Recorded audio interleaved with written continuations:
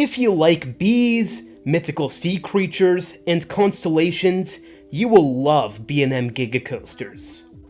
Fury 325, Orion, and Leviathan all stand out as imposing, intimidating, and for lack of a better word, badass. They all mix serious height, blazing speed, and some awesome airtime. So without further ado, let's see how every element between them stacks up. And at the end, I'll give each coaster a quick recap. As a quick honorable mention, I just want to throw in the idea of valleys. To state the obvious, this is where the train reaches its top speeds, and it's at the bottom of every element. They're really good, and they can mix in some great positives, but at the same time, they all feel really similar.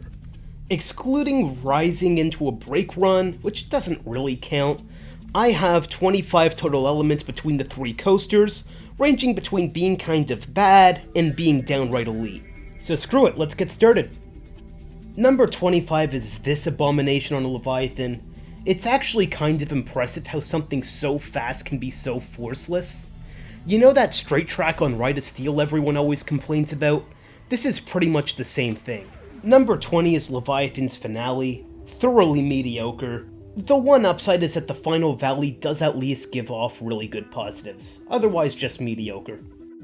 Number 23 is whatever this thing on Fury 325 is called. It just goes on for so long, and kind of similarly to Leviathan, it kind of just plays off like straight track. I tried looking to a bright side of this thing, but my eyesight just isn't that good. And before moving on, I just want to mention that these are really the only parts of the rides I don't like, and everything after here plays off as either really fun to elite. With that said, the next element happens to be the Helix. Fury's Helix really isn't that bad. It is a bit of a break from the action, but it feels really natural, and it does mix in one awesome head chopper, which definitely salvages it. So all in all, definitely underrated, even if it's not spectacular. Next up we got Leviathan's Hammerhead. It's a fun front gate interaction, I'll give it that. It's awesome walking under this thing, still, it's just not that forceful. Also, even if it sounds like I'm picking on Leviathan right now, just keep in mind everything else that's there is pretty much elite. Breaking into the top 20, we've got this low to the ground turn on Fury. It's honestly a better interaction off-ride than on it. More than anything else, it's just a really smooth transition into the treble clef, which by the way, we will get into a lot later. Next up, we've got Orion's Wave Turn. I'm kind of two minds here. On its own, it is fun and it has some nice float, especially on the right side of the train. On the other hand, I kind of just wish this thing stuck closer to the ground. Even if it's not necessarily the best, I still think this thing definitely gets overhated on. Sticking with the coaster, next is this weird turnaround thing. This is another really overhated element. Sure, you don't get any airtime on it, but the descent really has this nice mix of speed and positives. It's also not too steep, so it gives you a lot of time to just enjoy that speed. Now we're moving a few hundred feet more down the track to what's known as Orion's Belt. This is the Helix in its finale. It's not bad, it's got some nice consistent positives. It's still not the best element per se, but I'm glad B&M was able to find a way to add some track. The past few elements have been pretty average. Now we're finally moving into the great element territory. Every part of every coaster from this point on is something I really enjoy. Now, the first of these is gonna be Leviathan's first overbank. This is one of those elements that is just not talked about enough. If you don't know, Fury has a lot of lateral snaps that just make the whole ride come together. This is probably where B&M was inspired to do that. This has some really nice snap coming out of it, and you just take the descent with so much speed. This thing barely slows the train down, so you get some really good positives at the top too. Next up is the first of many Camelback Hills. For that reason, I'm not going to talk about them too much individually. This is the one on Orion, so just know that it has a trim brake. Still, this is a B&M Camelback, so it does still give off a couple seconds of great floater. At 14, we've got Fury's Overbank. Remember what I said about Leviathan's Overbank? Well, this is pretty much the same, just with 2 snaps instead of 1 and slightly stronger positives. Plus, I like the runoff in the valley a little bit more. By the way, those snaps are so strong, they might even give you a very quick airtime pop if it's running well enough. At 13, we have Orion's Off-Axis Hill. This is super solid. It is a pop of ejector airtime on a B&M. How often can you say that? Do I wish it was a little more drawn out? Yes. Is that a complete nitpick? Of course it is. I'm a roller coaster enthusiast. What's being a roller coaster enthusiast without a crap load of nitpicks? Fury's trimmed camelback comes in at number 12. This is really well placed because it's the best element in what's otherwise a kind of okay section of the ride. With that said, it does give off super strong airtime, stronger than your average B&M camelback. And of course, it's sustained. It's even better when the trim doesn't hit. Next up, we got Leviathan's second camelback. It is trimmed. When the trim doesn't hit, this thing is amazing. Otherwise, everything that's been said about a camelback hill sticks for this one too. Kicking off the top 10, we've got Leviathan's 180-foot camelback, which I nicknamed Leviathan's 180-foot camelback. This thing is absolutely titanic. You will also walk right under it walking out of the park. It's just a tremendous use of steel in my opinion.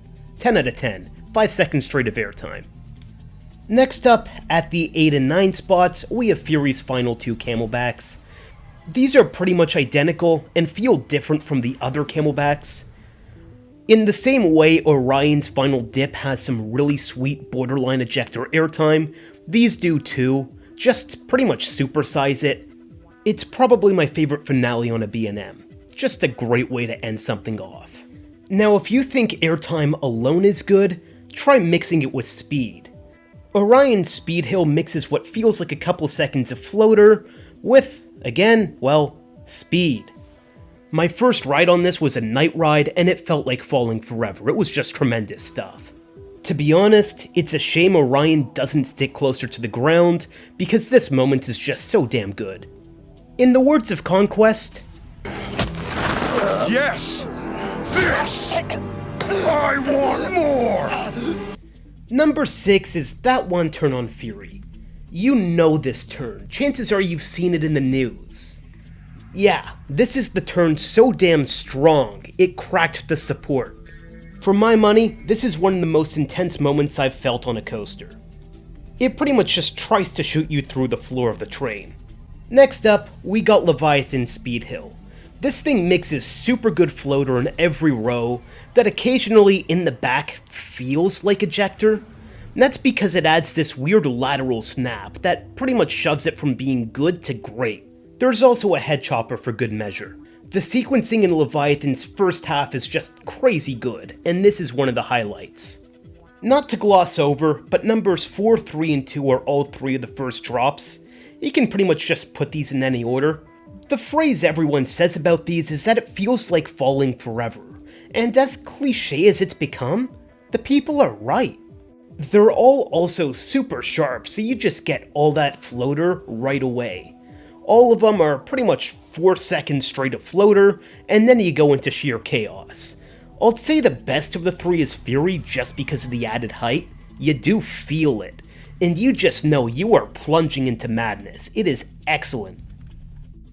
With that said, they're not the best element on a B&M Giga. That would go to Fury's Treble Clef.